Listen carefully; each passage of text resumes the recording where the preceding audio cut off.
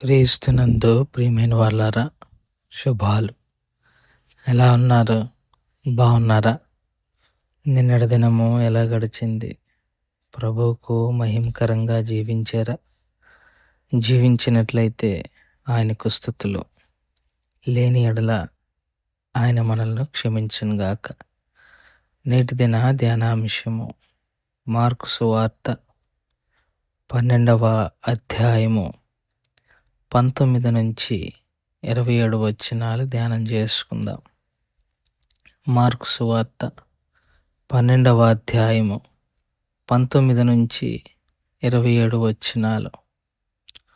బోధకుడా, తన భార్య బ్రతికి ఉండగా ఒకడు పిల్లలు లేక చనిపోయిన ఎడల వాని సహోదరుడు వాని భార్యను పెండ్లి చేసుకొని తన సహోదరునికి సంతానము కలుగు చేయవలనని మోషే మాకు రాసి ఇచ్చెను. 7 సహోదరులుండిరి. మొదటివాడు ఒక స్త్రీని పెండ్లి చేసుకొని సంతానము లేక చనిపోయాను గనక రెండోవాడు ఆమెను పెండ్లి చేసుకొనెను. వాడును సంతానము లేక చనిపోయాను. అటువలనే మూడోవాడును చనిపోయాను. ఇట్లు 7 సంతానము లేకే చనిపోయారు. అందరి వెనుక ఆ స్త్రీ చనిపోయాను. పునరుత్థానమందు వారిలో ఎవనికి ఆమె భార్యగా ఉండునో ఆమె ఆ 7 భార్యను ఆ 7 భార్య ఆయను గదా అని అడిగిరి. అందుకు యేసు, మీరు లేఖనములను గాని దేవుని శక్తిని గాని ఎరుగక పోవుట వలననే పొరపడుచున్నారు. వారు మృతులలో నుండి లేచినప్పుడు పెండ్లి చేసుకొనరు, పెండ్లికి ఇవ్వబడరు, గాని పరలోకమందున్న దూతల వలె ఉందురు. వారు లేచెదరని మృతులను గూర్చిన సంగతి మోషే గ్రంథమందలి పొదను గురించిన భాగంలో మీరు చదవలేదా? ఆ భాగంలో దేవుడు, నేను అబ్రహాము దేవుడను, ఇస్సాకు దేవుడను, యాకోబు దేవుడునని అతనితో చెప్పెను. ఆయన సజీవుల దేవుడే గాని మృతుల దేవుడు కాడు. కావున మీరు బహుగా పొరపడుచున్నారని వారితో చెప్పెను. దేవుని వాక్యాన్ని మన వినికిడిలో దీవించి ఆశీర్వదించునుగాక. సద్దుకయ్యులు పునరుత్థానాన్ని నమ్మరు. అది నేను మాట్లాడుకున్నాం. పునరుత్థానము నమ్మరు. పైగా 5 పుస్తకాలే, అంటే మోషే రాసిన 5 కాండములే ధర్మశాస్త్రముగా భావిస్తారు. దాన్ని దాటి ఇంక వారు ఏది కూడా ధర్మశాస్త్రంగా భావించరు. ఇప్పుడు ఆ 5 పుస్తకాల్లో పునరుద్ధానం గురించి లేదు కాబట్టి పునరుద్ధానం లేదంటారు వాళ్ళు. ఆ మాటతోనే యేసు ప్రభు వారిని పట్టుకోవాలి, పొరపాట్లు ఎత్తుకోవాలి అని వచ్చి, యేసు, అయ్యా, మోషే మాకు ధర్మశాస్త్రంలో ఒక మాట చెప్పాడు. అదేంటంటే, ఒక స్త్రీ తన భర్తను పిల్లలు లేకుండా కోల్పోతే భర్తకున్న సహోదరుడు ఆమెను పెళ్లి చేసుకొని ఆమెకు సంతానమును కలుగజేయాలి. ఇది మోషే చెప్పిన మాట. ఒకవేళ అదే వాస్తవం అయితే 7 పురుషులు ఉన్నారు. అందులో పెద్దోడు పెళ్లి చేసుకున్నాడు. పెళ్లి చేసుకొని చనిపోతే పిల్లలు లేకుండా మోషే ధర్మశాస్త్రం ప్రకారం రెండోవాడు చేసుకోవాలి. అట్లా 7 చేసుకొని చచ్చిపోయారు. ఎవరు కూడా బ్రతకలేదు. ఎవరి వల్ల కూడా పిల్లలు కలగలేదు. వాళ్ళు చనిపోయిన వెంటనే ఏం కూడా చనిపోయింది. అంటే ఇది నిజంగా జరిగింది కాదు, ఒక కథను చెప్తున్నారు.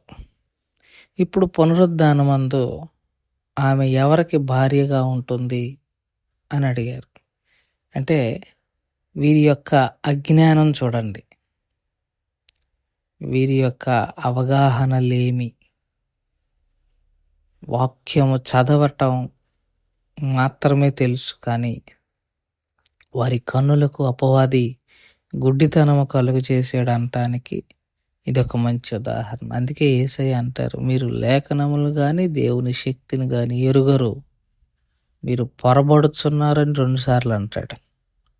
పొరబడటం అంటే తమకు అర్థమైంది అర్థం చేసుకుంటున్నారు. ఇవాళ బోల్డు మంది బోధకులు అలాగే ఉన్నాం.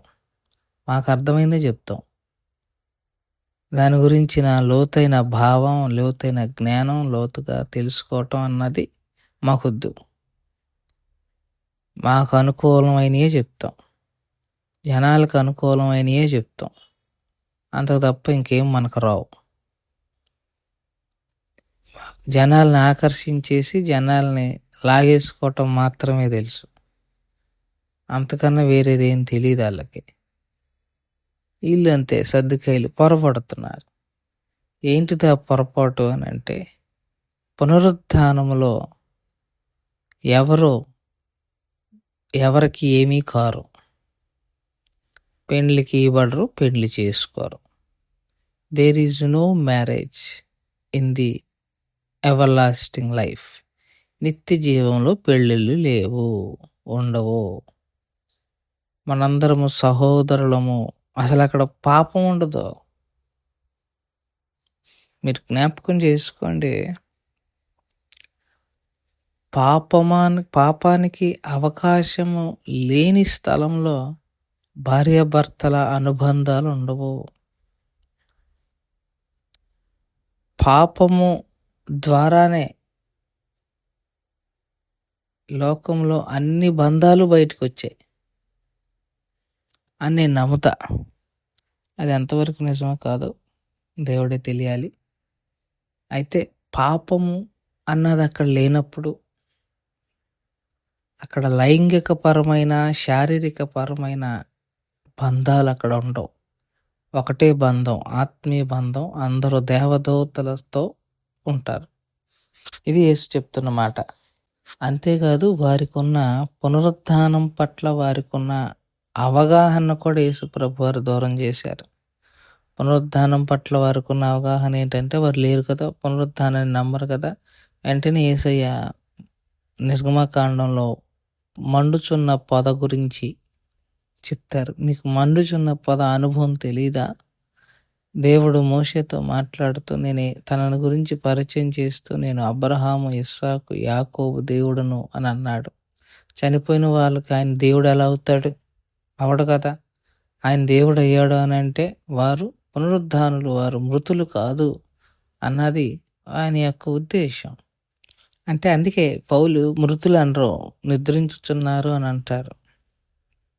ఎందుకంటే వారు తిరిగి లేస్తారు అన్నది ఆయనకున్న భావన.